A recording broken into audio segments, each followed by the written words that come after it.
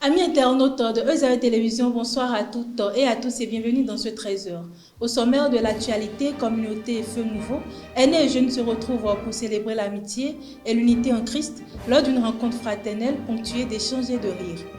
À l'international, plus précisément au Mali, l'ancien Premier ministre Choguel Maïga, placé en garde à vue pour faux, usage de faux et atteinte au bien public. En sport, dans la catégorie boss, la 8e mise au vert des graines olympiques lancées à Bomé-Calavi pour préparer les Jeux olympiques de la jeunesse 2026. Plus de détails dans ce 13h.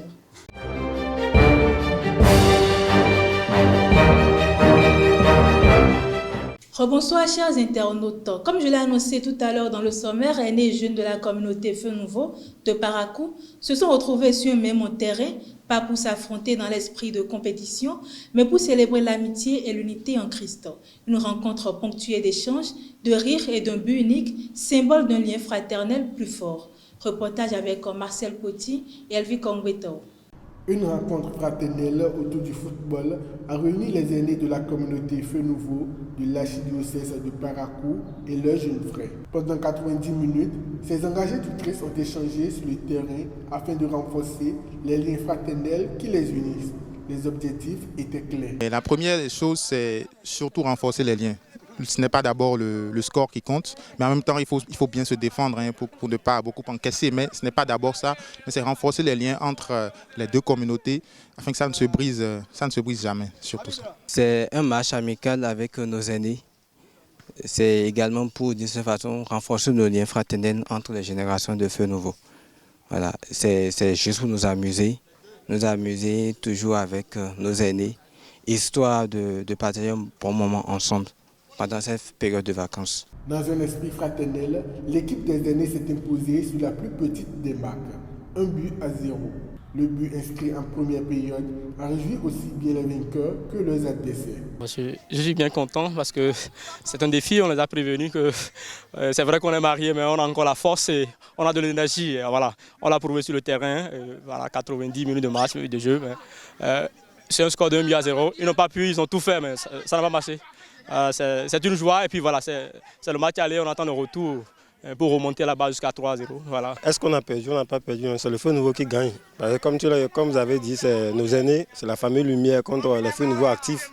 Et c'était une manière pour nous de toujours consolider cette fraternité-là qu'on a toujours vécu avec eux en nous amusant pendant ce match-là. Et certes, ils ont gagné, c'est vrai, mais dans la généralité, c'est le Feu Nouveau qui gagne parce qu'il y a beaucoup de fair play sur le terrain, il n'y a pas eu de brutalité. On ne s'est pas laissé emporter par le jeu. Il y a toujours cette fraternité qui a rien. Je pense que c'est l'essentiel qu'on garde, c'est que la fraternité a triomphé, le Feu Nouveau gagne toujours. Donc, félicitations à chacun de nous et félicitations aux aînés. On promet qu'au retour, ils vont prendre 5. Ça, c'est promis. Ce brassage fraternel vient confirmer l'amour du cœur de Jésus qui demeure l'unité de tous. À l'occasion de la journée internationale de la jeunesse, le préfet des jeunes du Borgou a délivré un message. Il a insisté sur la nécessité de contribuer à l'atteinte des objectifs de développement durable, ODD, et a exhorté les jeunes à œuvrer dans tous les secteurs pour impacter positivement le développement de leur localité et de leur pays. Il est au micro de Marcel Poti et Samuel Aguia. Je pense que le signe sur lequel est ancrée cette journée internationale de la jeunesse, si je vais contrater cela, c'est sous le signe de la compétence verte pour un monde durable qui entre en ligne directive avec les ODD qui aujourd'hui sont à quelques années de leur boucle, puisque là nous sommes déjà à 10 ans, en 2015-2025 ça fait 10 ans, donc en 2030 l'évaluation générale sur les ODD doit être faite. Alors, mon message à l'endroit de la jeunesse est de 3 ordres. Sur le plan jeunesse, façon directe, c'est d'exhorter les jeunes à travailler pour ancrer en eux-mêmes la compétence afin de revendre cette compétence envers le peuple béninois, envers les entreprises béninoises et aux entreprises internationales à travers donc l'alignement de leurs compétences aux ODD et de leurs compétences avec la vie active. Le deuxième point, c'est sur le point environnemental où nous exhortons la jeunesse à pouvoir travailler de façon acharnée pour que l'environnement, que ce soit l'environnement politique, que ce soit l'environnement social dans lequel on se trouve ou que ce soit l'environnement qui représente la faune et la flore puisse quand même être protégé. Parce que au-delà de tout, c'est la jeunesse qui doit être le pilier de tout développement. Et donc, on doit pouvoir sentir cette jeunesse au travail pour que le Bénin puisse quand même avoir un essor économique durable. Et sur le troisième point, c'est beaucoup plus le point politique où nous invitons la jeunesse à pouvoir se positionner à des postes stratégiques dans leurs différents partis politiques pour aspirer au pouvoir et au cours donc de leur aspiration de pouvoir travailler en eux-mêmes pour faciliter donc l'intégration de toutes les couches et leur propre intégration, ce qui leur permettra d'atteindre le socle qu'il faut afin que le développement durable auquel nous aspirons puisse être atteint pour que le Bénin soit de plus en plus révélé au monde entier.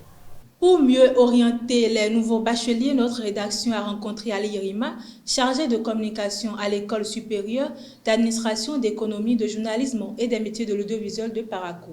Dans cet entretien, il présente les filières de l'administration disponibles au sein de l'établissement, les opportunités qu'elles offrent au micro de Elisabeth Iladja, Mouidine Lawani Elvi Kongweto.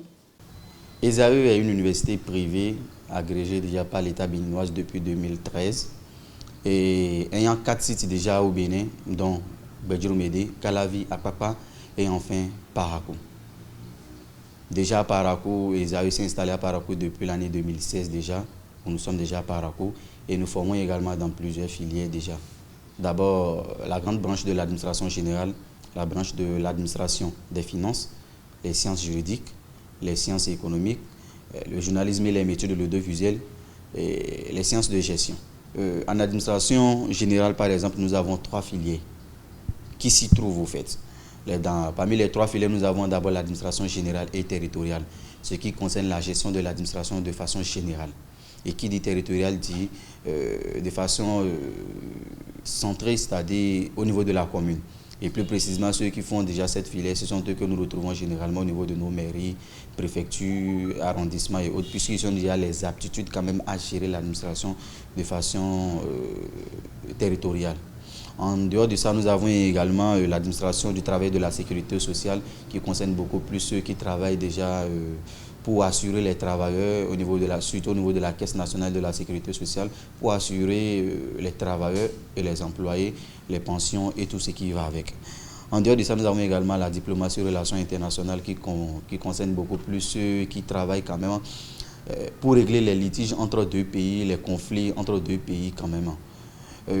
Après cela, nous allons venir au niveau de l'administration des finances. Au niveau de l'administration des finances également, pareil, nous avons moult options, dont d'abord l'administration des finances et du trésor. Et qui parle de l'administration des finances et du trésor, déjà, il faut noter que c'est une grande branche de l'administration des finances. Et du coup, toutes les filières qui sont ici faites de vous d'abord les financiers. L'administration des finances et du trésor, ça veut dire que vous êtes beaucoup plus fixé et spécialisé au niveau du trésor. Mais n'empêche quand même que vous êtes quand même un financier de façon générale, mais beaucoup plus centré au niveau du trésor. En dehors de cela, nous avons également l'administration des impôts. Et qui dit les impôts, naturellement, ça se comprend déjà les taxes, redevances et autres. Vous êtes beaucoup spécialisé au niveau des impôts également. Il y a également l'administration hospitalière, universitaire, intendance. Et d'ailleurs, c'est la filière que moi, j'adore d'abord, parce que cela permet quand même et donne d'abord de nouvelles chances quand même à nos nouveaux bacheliers.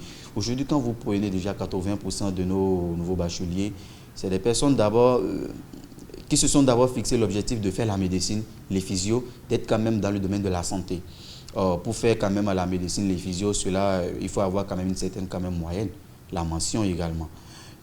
Après déjà la mention, la délibération, beaucoup d'étudiants se retrouvent déjà récalés par la mention, l'âge, le classement et tout. Alors, à défaut de faire peut-être la médecine, les physios, ESAE vous accorde quand même autre chance pour avoir de plus la chance d'être quand même dans le corps médical. L'administration hospitalière, comme ça s'entend, c'est la gestion de l'hôpital. Vous vous retrouvez toujours dans le corps médical. Avant, au niveau de la médecine, les physios, l'idée était de soigner les gens, prescrire, injecter et trop. Mais ici, au niveau de l'administration hospitalière, ça vous permet quand même de pouvoir gérer l'hôpital de façon générale. Aujourd'hui, déjà, Esaü tient compte également de cette morosité économique quand même qui empêche souvent les parents d'investir dans l'éducation, je dirais peut-être des enfants, parce qu'aujourd'hui, nous tous, nous savons qu'il n'y a pas l'argent, Et du coup, Esaü également a pensé dans ce sens quand même pour aider tout parent, tout nouveau bachelier qui aimerait fréquenter quand même, faire une école aujourd'hui au Bénin, je dirais. La contribution dépend de la filière aujourd'hui à Esaü. Mais pour faire une école, ça nécessite un coût, naturellement.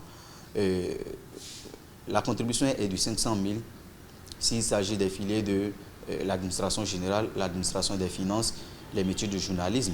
Et pour les filières, pour la grande branche de sciences de gestion, ça c'est 400 000 francs CFA. Mais aujourd'hui, l'avantage avec Esaü, c'est que si vous avez un nouveau bachelier qui a vraiment envie d'étudier et qui a parmi ses ambitions, les filières qui se retrouvent déjà chez nous, vous pouvez vous rapprocher rapidement de l'administration. Nous allons vous aider à l'accorder une demi-bourse. Une demi-bourse d'études. Et directement, quand tu dis demi-bourse d'études, la majorité des étudiants s'attendent déjà à avoir de l'argent. En réalité, non, ce n'est pas ça. C'est pour aider les parents à investir déjà dans leur éducation. Du coup, au lieu de 500 000, 400 000, vous vous retrouvez à payer 200 000 ou 250 000. Ça dépend de la filière que vous allez choisir.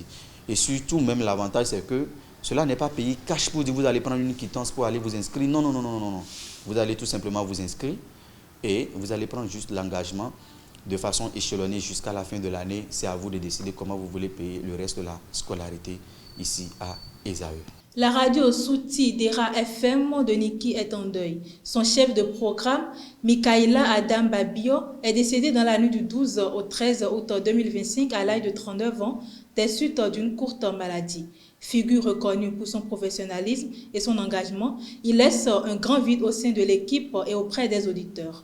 Un drame routier s'est produit ce mardi 12 août 2025 à Banté dans le département des Collines. Sur le tronçon Banté-Djougou, au quartier Adjanté, un camion transportant du ciment a mortellement percuté une fillette d'environ 3 ans qui traversait la chaussée. Selon le potentiel, le poids lourd en provenance de Nosibé et en direction du nord Bénin roulait à vive allure en pleine agglomération. Les forces de l'ordre ont ouvert une enquête pour établir les circonstances et les responsabilités. À l'international, l'ancien premier ministre malien, Choguel Maïga, a été placé en garde à vue ce mardi 12 août 2025 au pôle économique et financier de Bamako. Convoqué pour une confrontation avec d'anciens collaborateurs, il fait l'objet de poursuites pour faux, usage de faux et atteinte aux biens publics.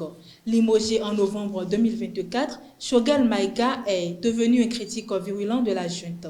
Sa garde à vue, qui peut durer 48 heures, pourrait déboucher sur une comparution devant le procureur général de la Cour suprême.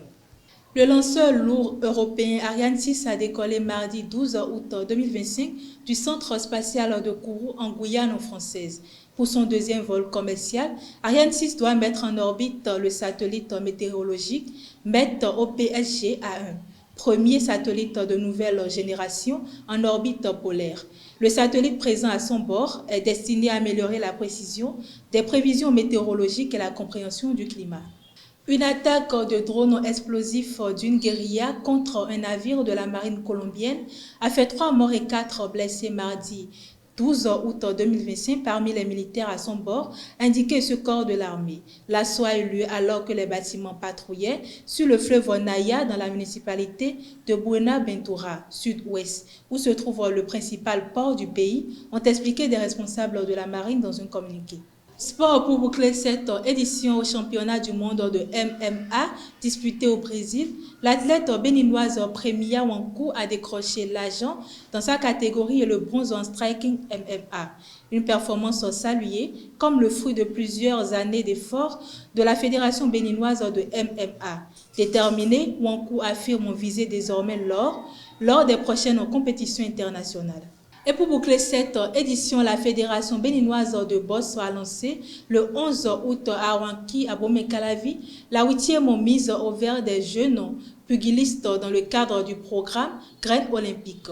Encadré par le coach national Aurélien Agnan et l'expert français Pascal Poésie Duval, 15 boxeurs de moins de 13 ans travaillent endurance, technique et mentale en vue du championnat national cadet prévu les 16 et 17 août.